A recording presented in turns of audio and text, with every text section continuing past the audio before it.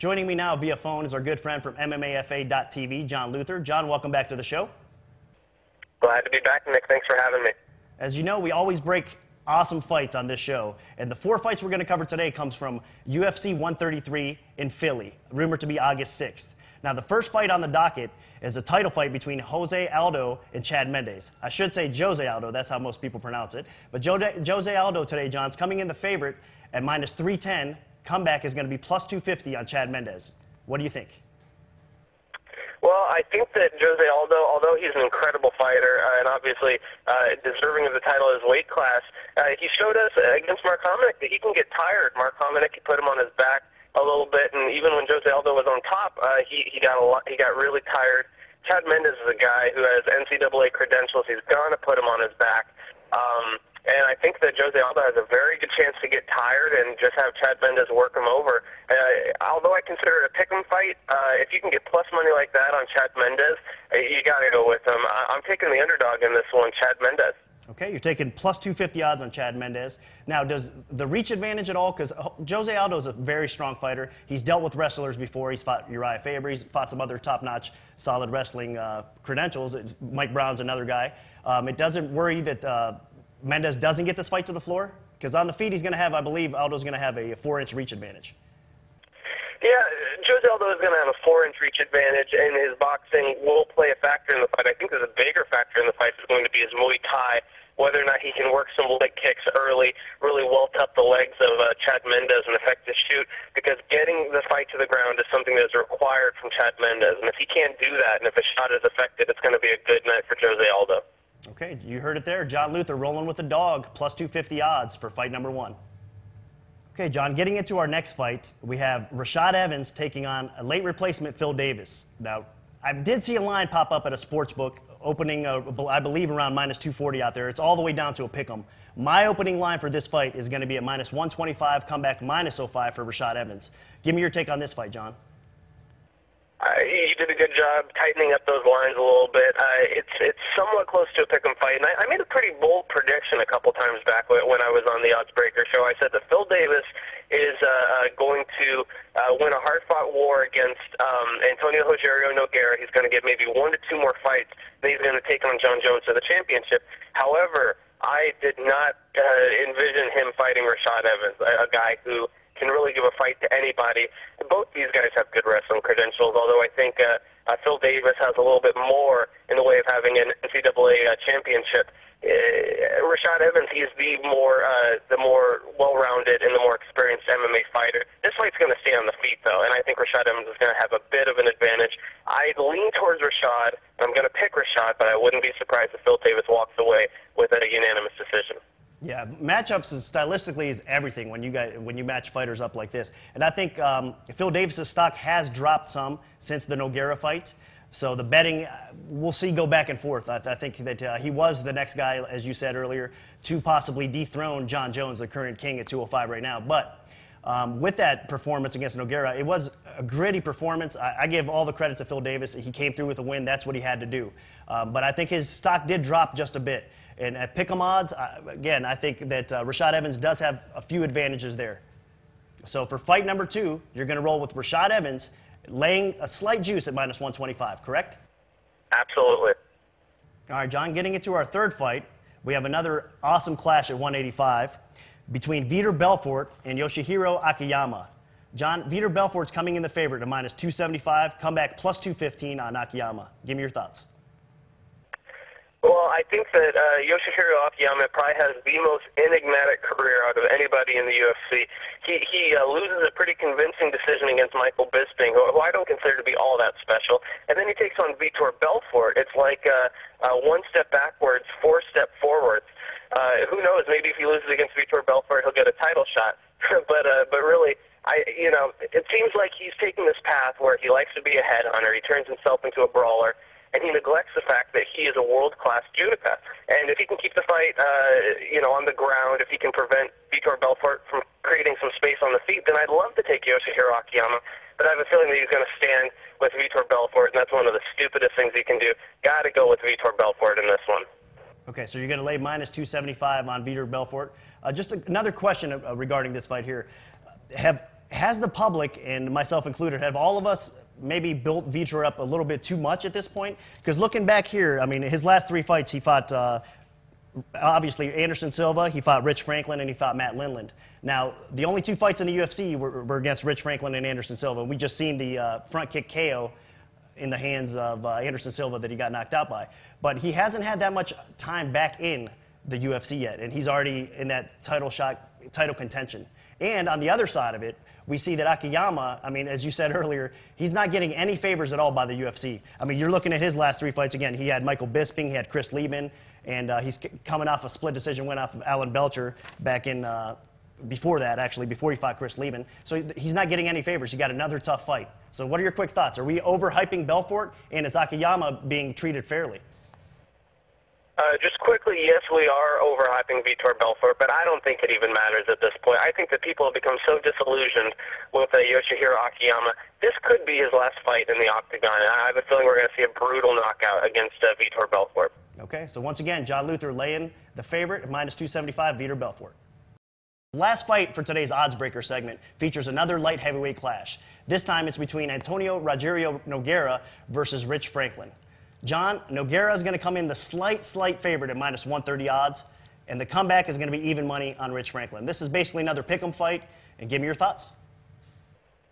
Well, I think that Antônio Rogério Nogueira must be thanking the gods above, because finally he does not get to face a wrestler. I mean, 3 out of his last 4 fights, we have what? We have Jason Brills, who's a strong wrestler. Then I think we had Ryan Bader and then Phil Davis. You know, he's faced some very, very tough guys, and I feel like he gets a bit of a break against Rich Franklin. This fight's going to take place primarily on the feet, and Rich Franklin is good, but I just think Antônio Rogério Nogueira is just that much better. He's the guy who has a bronze medal from the Pan Ams in boxing. He's got a very credentialed amateur boxing record. And even though Rich Franklin, you know, he looked flat in his last performance against Forrest Griffin, he had a hard time with weight just a week before. Got really, really sick, a hard time putting a lot of weight back on. I still don't think it's going to matter. Antônio Rogério Nogueira, he's a gamer, and he knows how to box, and that's where this fight is going to take place. Got to go with him in this one. Now, both of these guys are coming off, you know, not the best streak of their careers. I believe Little Nog is coming off of 2 out of 3 losses, and Rich Franklin's actually coming in again off 2 out of 3 losses as well. So both these guys, I wouldn't say it's a must-win fight, but it's a very important fight for their careers at this point. I mean, we could see either guy with a loss maybe contemplate retirement. What do you think? Yeah, and Little Nog, a lot of people think that he lost the fight against Jason Brills. He has a lot to prove coming into this fight. Some people consider him to have lost the last 3 out of 3 fights, and I just think he has a little bit more to prove. Rich Franklin, he said that he plans on retiring. I'm not sure if it's after this fight or the fight after. He's looking for some big names, and he got one in Little Nog. I think Little Nog just has a little bit more at stake in this fight. Okay, so you're going to lay the 130 on Little Nog in this fight? Absolutely, Nick. Okay, you heard it there. John Luther slightly favoring Rogério Nogueira over Rich Franklin. Okay, John, thanks again for sharing your information with us today on MMA Oddsbreaker. Anything you'd like to say before we let you go?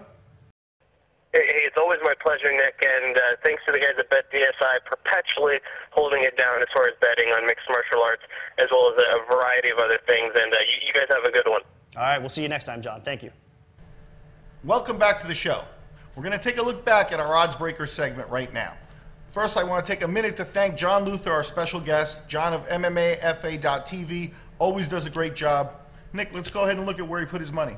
It's important to note that our sponsor, BetDSI, has donated a $5,000 bankroll to John Luther for this upcoming UFC 133 card. Now, John gets to bet either on the underdog or the favorite at $500 a pop. And the first fight is Jose Aldo versus Chad Mendes. And actually, John came in on the underdog here. He took plus 250, 500 to win 1250. Give me your quick thoughts on that fight, Miguel. I think it's an interesting fight. We saw this past weekend Jose Aldo have trouble with Mark Hominick.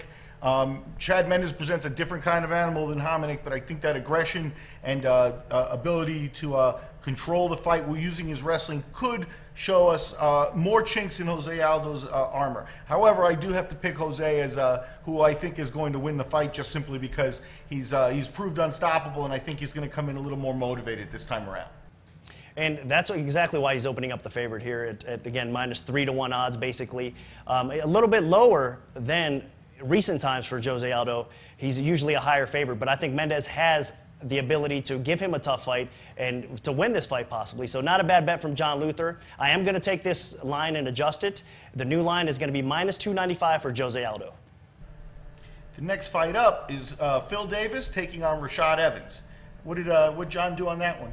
Well, actually, this is a very competitive fight, basically a pick'em. My opening line was minus 125 for Rashad Evans. John agreed, and he had a slight lean towards Rashad as well. So he went ahead and laid the minus 125, which was 625 to win 500. What are your thoughts?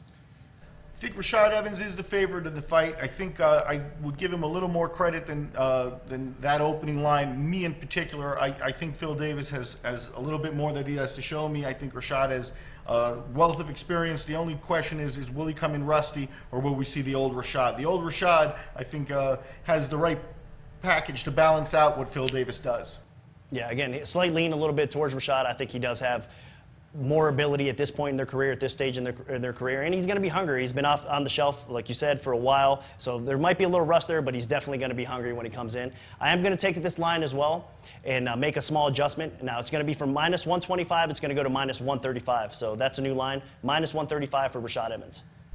Next fight up is Vitor Belfort versus Yoshiro Akiyama. Now, my opening number for this fight was minus 275, Vitor Belfort. John came in and laid the price at $13.75 to win 500 on Vitor Belfort. Not much respect out there for Akiyama, although he is a solid fighter. Yeah, I'm not so sure I wouldn't take Akiyama in this fight. I think the formula to beat Belfort has been proven, and I think Akiyama is tough enough to get us there, which is take Belfort into the later rounds. Don't get caught by him early. Make him question his game. Make him question if he's going to be able to do the damage early. And usually that's been the case with Vitor. If he doesn't get through in the first opening minutes of the fight, and you can chink him up, do some damage to him, you can get through and win the fight. Akiyama by decision if I was laying money.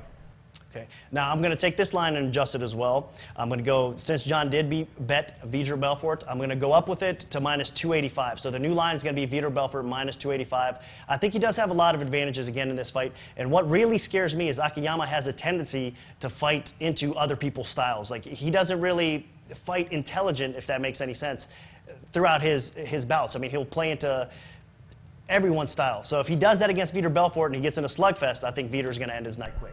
You're not wrong, Nick. His style does play that way. I think he's a tough guy, and the potential is there for exactly that, but it's just too much of an underdog. I like the money. Okay. We're looking forward to seeing this scrap for sure. And the last fight that we want to take a look at is Rich Franklin against Little Nog, Rogério Nogueira. Now, John Luther, again, another pick'em fight. He came in and laid the juice minus 130 on Nogueira. So he risked 650 to win 500 on Nogueira. I am going to adjust the line, but I want to get Miguel's thoughts first. Nogueira versus Franklin, two big names in the UFC. It is two very big names, two very experienced fighters. They've both been around the block a little bit, and I find it to be an interesting fight. I'm going to take Little Nog in this one. I love Rich. I think he's a great fighter.